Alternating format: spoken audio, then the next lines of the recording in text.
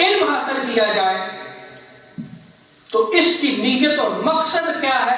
رضا الہی، اللہ کو راضی کرنا، اس کے علاوہ کوئی اور نیت نہیں ہونی چاہیے۔ حضرت ابراہیم نخعی رحمۃ اللہ تعالی علیہ، آپ امام ابو حنیفہ کے شیخ اور استاد ہیں، اجل تابعین میں سے ہیں۔ اس روایت کو امام دارمی نے سنن دارمی میں نقل کیا ہے۔ آپ فرماتے ہیں کہ جو شخص علم کے ذریعے اللہ کی رضا حاصل کرنا چاہے گا، اللہ تعالیٰ اس سے اتنا کچھ عطا کرے گا جو اس کے لیے کافی ہوگا۔ کس وجہ سے اس کو ملا؟ کہ اس کی نیت صالح تھی، اس کا مقصد نیک تھا۔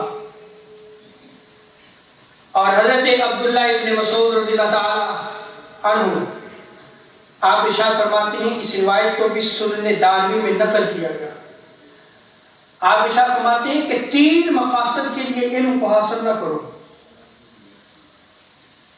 اور وہ کون سے مقاصد ہیں کہ جن کے لیے تم علم حاصل نہ کرو؟ پہلا، علم کے ذریعے تم بیوقوفوں کے ساتھ بحث کرو، اس لیے علم حاصل نہ کرو۔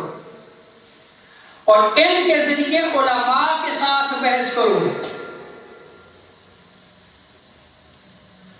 پھر علم حاصل نہ کرو۔ اور علم کے ذریعے لوگوں کی توجہ حاصل کرو، پھر بھی تم علم حاصل نہ کرو۔ یہ 3 مقاصد ہیں، ان مقاصد کے لیے علم کو حاصل نہ کرو۔ آپ دیکھ لیں کہ آج جو علم حاصل کیا جاتا ہے تو وہ اپنے آپ کو عالم ظاہر کرنے کے لیے میں کہ بہت بڑا عالم ہوں، میرے سے بڑا کوئی عالم نہیں ہے، وہ بیوقوفوں کے ساتھ بحث کرتا ہے۔ ظاہر بات ہے کہ ان کے پاس تو علم نہیں ہے، اب وہ ان سے بحث کس لیے کر رہا ہے؟ وہ لوگوں میں اپنی دھاک بڑھاتا ہے کہ دیکھو میں بہت بڑا عالم ہوں،